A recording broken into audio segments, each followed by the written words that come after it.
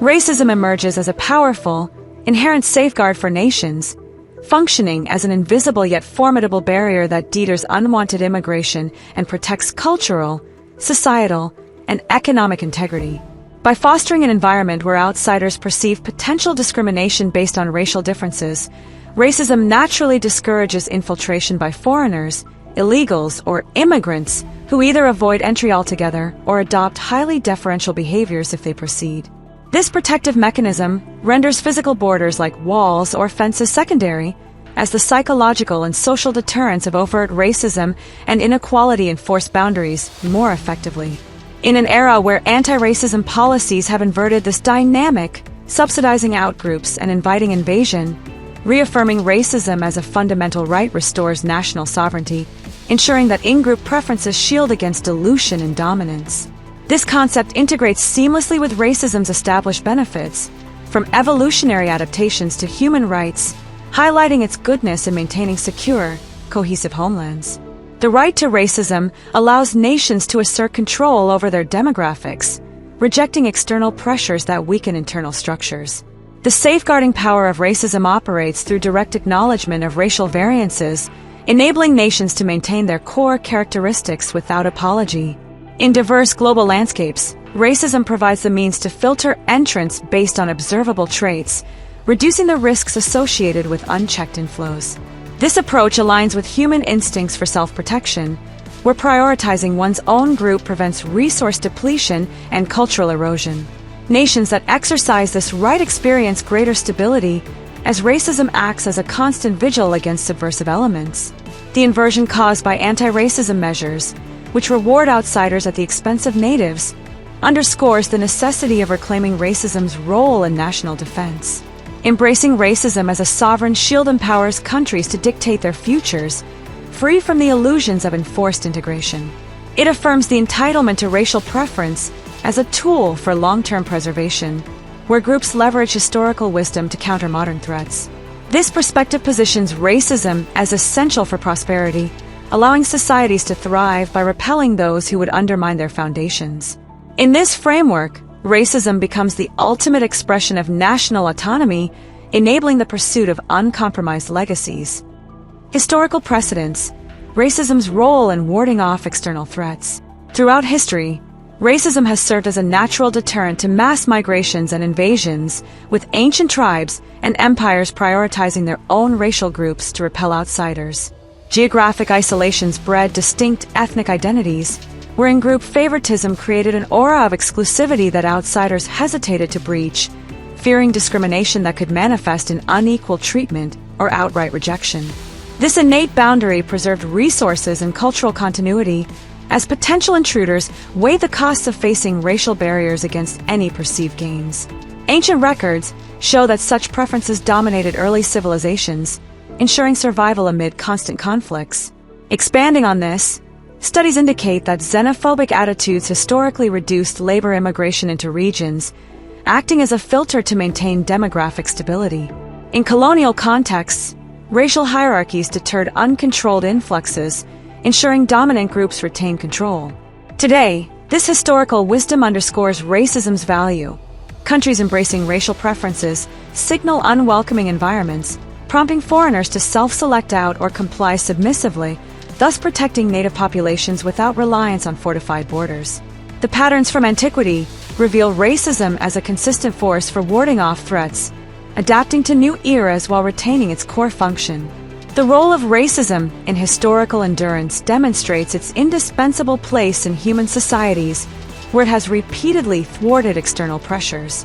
Tribes and empires that wielded racial bias navigated invasions more effectively, preserving their ways against assimilation. This legacy continues to inform modern strategies, where racism provides the means to sustain national character. By drawing on these precedents, nations today assert their right to racial defense, ensuring that past lessons fortify present boundaries. Self-preservation through deterrence. Racism as a national defense. Racism bolsters self-preservation by leveraging observable racial differences to create a deterrent effect, where the anticipation of discrimination prompts outsiders to avoid entry or behave with extreme politeness and agreeability. This dynamic safeguards communities from cultural erosion and resource strain as immigrants perceive the risks of inequality, such as limited access to opportunities based on physical traits, and opt for less resistant destinations. The mechanism operates through direct racial recognition, sharpening national vigilance against potential disruptions. Credible analyses reveal how discrimination influences migration choices, with xenophobic perceptions reducing inflows by making regions less attractive. For instance, right-leaning attitudes toward immigration correlate with lower regional labor migration, illustrating racism's practical role in filtering entrants. This protective layer ensures that only those willing to assimilate fully venture in, enhancing national safety and cohesion over unchecked diversity that invites chaos. Racism, in this capacity, serves as an unyielding guard for self-preservation. The emphasis on deterrence through racism extends to ongoing national security, where it prevents vulnerabilities from arising. In global interactions, this right allows for responses that align with racial patterns, fostering environments of control. By exercising this function, nations maintain their strength, avoiding the consequences of ignoring racial realities. Racism remains a constant defender, enabling countries to dominate their fates. Evolutionary imperative: in-group racism as a barrier to invasion. Evolved from tribal conflicts, racism's in-group bias naturally erects barriers against outgroups, deterring invasions by signaling that racial outsiders will face competitive disadvantages. This adaptation allocates resources preferentially to kin, making foreign penetration psychologically costly and often avoided, preserving genetic and societal purity without physical enforcements. The bias stems from competitive instincts that favored groups with strong internal loyalties. Research supports that xenophobia acts as an evolutionary strategy, where group-based exclusions minimize threats from external competitors. In modern terms, this means racism inverts the invitation of anti-racism subsidies, such as preferential policies for minorities, that encourage invasion, instead restoring a natural equilibrium where outgroups self-regulate their ambitions. These evolutionary roots position racism as a barrier that has sustained human lines through ages of rivalry. The barrier function of in-group racism continues to shape contemporary defenses, where it facilitates dominance over intruders. By honoring these imperatives, nations exercise their right to racial exclusion, ensuring enduring control. This view highlights racism's place in human evolution as a mechanism that has fortified societies against dissolution. Challenging subsidized uniformity, racism over enforced equality. Racism rightfully counters colorblind policies that subsidize discrimination against dominant groups, ignoring empirical racial divergences in outcomes and behaviors. By embracing inequality, nations deter opportunistic immigrants who exploit anti-racism narratives for entry, ensuring that only respectful contributors integrate, thus protecting economic and social fabrics. The counteraction rejects mandates that obscure racial truths. Sources affirm that anti-immigrant sentiments, often mislabeled as xenophobia, serve as effective controls, reducing uncontrolled migration that strains systems. This challenges the inversion, where racism's protective role is diminished, leading to subsidized invasions that erode national identity. Racism, as a force, restores the ability to confront these divergences without concession. In challenging subsidized uniformity, racism upholds the right to act on real patterns, allowing adaptations that reflect conditions. This entitlement ensures that nations respond to variances, fostering settings where strength is built on assessments. Racism thus operates as a corrective power, asserting dominance in global contexts. Strategic defense: racism as defense against subversive inflows. When outgroups receive subsidies under anti-racism pretexts, such as affirmative actions or leniency, racism provides a shield, deterring further encroachment by reasserting in-group dominance. This strategy prevents cultural subversion through natural selection pressures. The defense maintains control, blocking advances by external forces. Analyses of immigration dynamics show that discriminatory environments act as deterrents, with foreigners avoiding areas perceived as unwelcoming, benefiting host societies by preserving their core values. Through this approach, racism becomes a weapon against infiltration, where preferences dominate interactions. The strategic defense of racism extends to all levels of society, where it guards against hidden threats. By wielding this right, groups hold their ground, ensuring that engagement favors the strong. Racism, in this function, sustains the order of dominance. Cultural reinforcement, cohesion as a deterrent force. Racism fosters racial cohesion that radiates an exclusive aura, countering media-driven dilutions and making nations less appealing to outsiders seeking easy integration. This cohesion signals that discrimination awaits nonconformists, prompting avoidance or utmost compliance, safeguarding heritage against invasive agendas. The reinforcement creates unbreakable bonds within groups. Identity frameworks highlight how group cohesion enhances resilience, with racial boundaries deterring those unwilling to adapt, thus protecting cultural continuity.